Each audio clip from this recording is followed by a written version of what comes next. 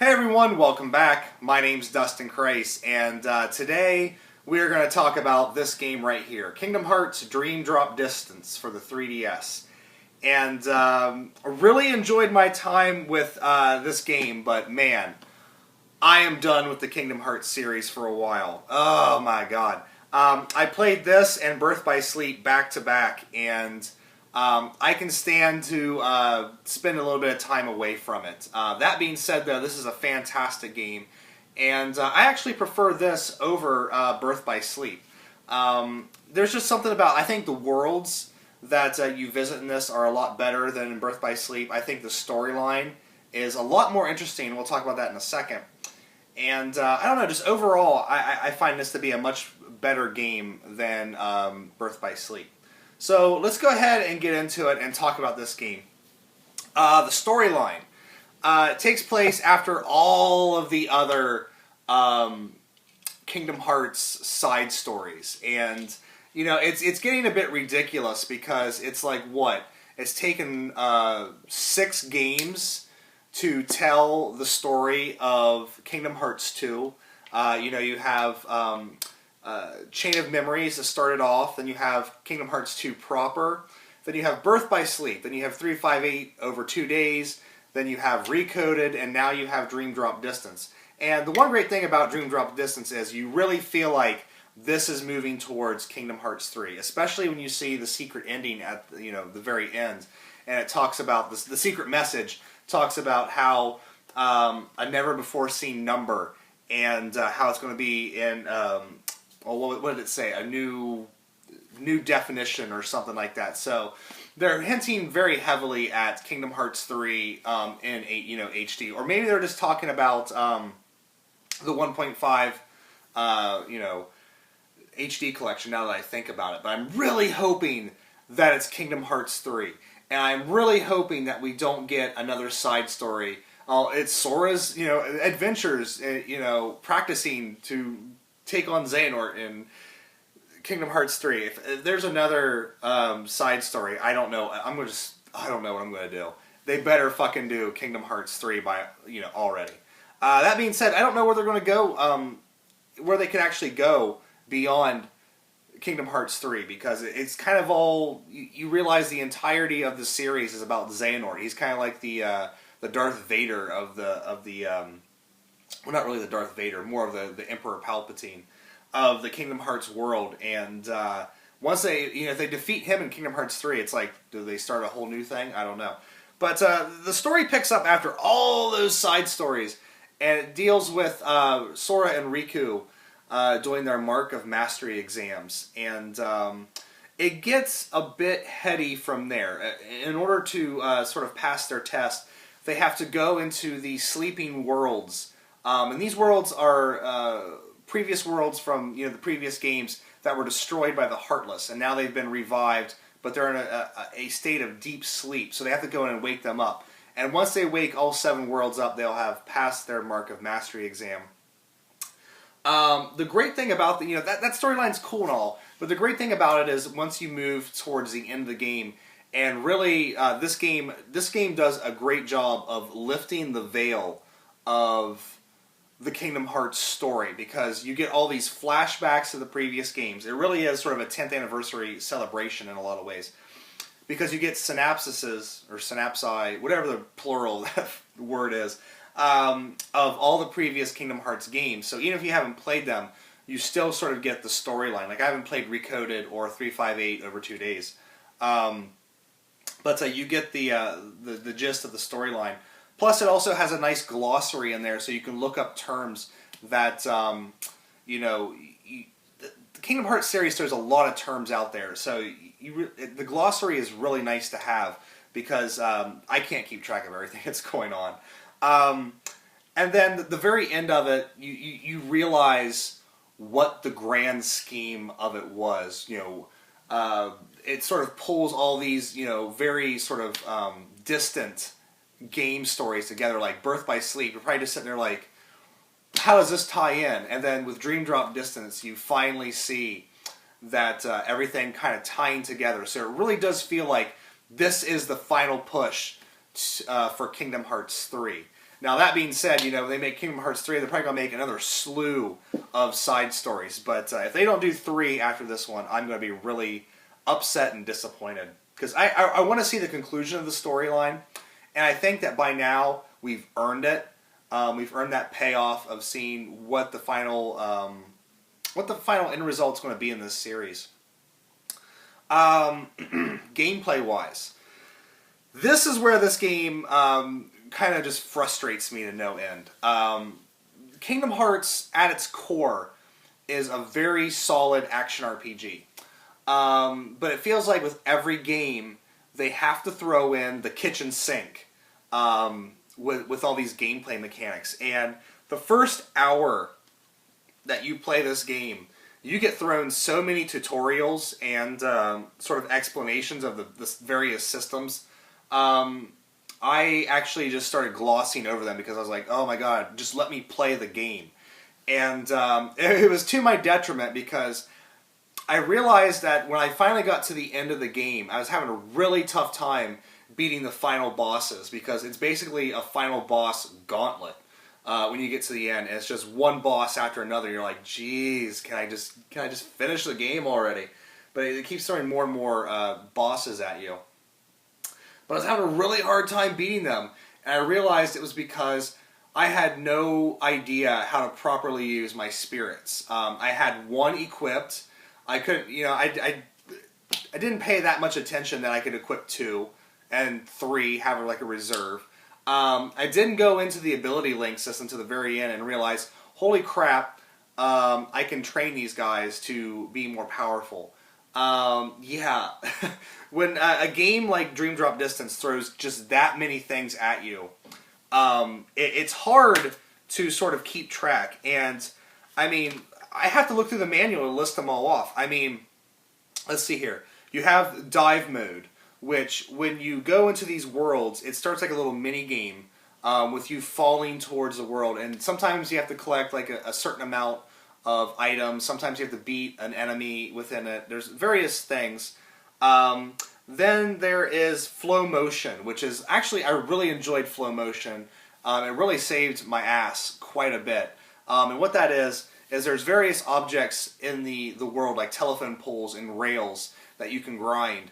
You jump on them and press the Y button, and Sora or Riku will start grinding on rails or twirling around telephone poles, and then it allows you to do these really cool attacks. It also allows you to run up to a wall, jump against it, press Y, and then you can like just bounce around the world. It's a really kind of a fast way of travel, and I really enjoy that. There's the reality shift, which if you do enough consecutive damage to an enemy, you can flick down on the touch screen, and it takes you into this sort of, again, another kind of little mini game. And if you do the mini game correctly, you can deal out some pretty massive damage with some nice attacks. It's kind of like it's almost like Dream Drop Distance summons in a way. What else? There's the whole spirit thing, which I'm not even going to go into because that's just, and links and dual links, nurturing your spirit. It's kind of like a pet mini game. Flick Rush, which I didn't even mess with. There's something else. Yeah. The drop system, which this system actually really frustrated me because what you do in this game, it's kind of like Birth by Sleep, in that you're playing as 2 separate characters. You're playing as Sora and Riku. But instead of like Birth by Sleep, where you play through each character's storyline to its completion and then pick up the next character's storyline, you flip back and forth between the 2 on the fly. This is really nice, and I would have liked it a lot better if it wasn't timed. Yes. I can't tell you how many battles I was in, boss battles, where I was fighting as Sora, which for some reason I had a really hard time with Sora's storyline. It was really difficult. Riku, I was just blasting through the stages. But Sora, for some reason, I just could not... He just wasn't doing as much damage as Riku. I don't know if his stats were completely, different, or I really didn't look into it that much. But for some reason with Sora, I was just having a hell of a time. But I'd be fighting these bosses, and I'd see my timer start to go down. And there is an item that you can use to sort of restore some of your the timer on your before you drop out, and Sora falls asleep and you take over as Riku. And the problem is, it's not that bad of a thing, except when you're fighting bosses, because if you're, say, playing as Sora, and the timer runs out, and you drop into Riku, and then you play as Riku for a while, you're having a good time, and then you drop back to the Sora, it starts the entire boss battle over with that boss having full strength. You know, I can't tell you how many times, I just got so frustrated because I was like, oh my god, just let me beat this boss. And then when I got to the end of the game, especially with Riku's storyline, Sora's towards the end is very easy, but Riku's, oh my god, fighting sort of the memory of Ansem. There's just this battle where he's throwing these huge orbs down this corridor at you, and there's like no way to dodge them. They deal so much damage. The case in point, the final battle with Riku, I started playing this game when I got home at like 7 o'clock. I just finished it, and it's at like 10:30. I mean, I was just like redoing it and redoing it and redoing it. My wife finally banished me down here to the basement because I was like just screaming obscenities at my 3DS. So going into this, I cannot overstress paying attention to the tutorials, grinding levels out. For some reason in Kingdom Hearts, I don't like to grind levels out, and it always fucks me over later on. Really think about what you use in your command deck.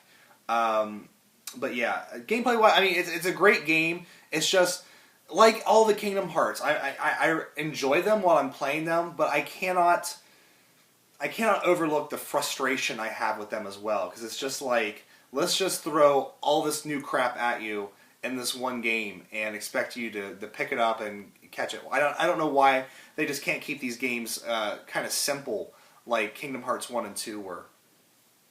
I don't know. Graphically, this is a beautiful game on the 3DS, and it really rivals like Birth by Sleep. The first time I put Birth by Sleep in my PSP, I was blown away by the graphics, and then I got Crisis Core, and I was blown away by that. This is really an impressive game, and I can't believe that a system like the 3DS, I mean, it looks like my old DS. I can't believe that this thing is pumping out these kind of graphics. Didn't really notice many graphical flaws in the game, to be honest with you. It has a very good flow. Didn't notice any slowdown or anything like that. But yeah, just gorgeous graphics. The 3D, what I did mess around with it from time to time, the 3D is very good in this. So if you really like putting on that 3D, you're not going to be disappointed with this. And finally, the music. This is actually probably my favorite music in a Kingdom Hearts game. For some reason, I loved all the tracks, and it wasn't like Birth by Sleep, where I was running around listening to Bippity Boppity Boo 3 times for about an hour each time, and just wanting to blow my brains out. The music in this is very good. I especially love the Tron world. Tron Legacy is one of the worlds in this, and that was my favorite world. I also really liked interacting with the World Ends With You characters. I really liked the Musketeer world for some reason.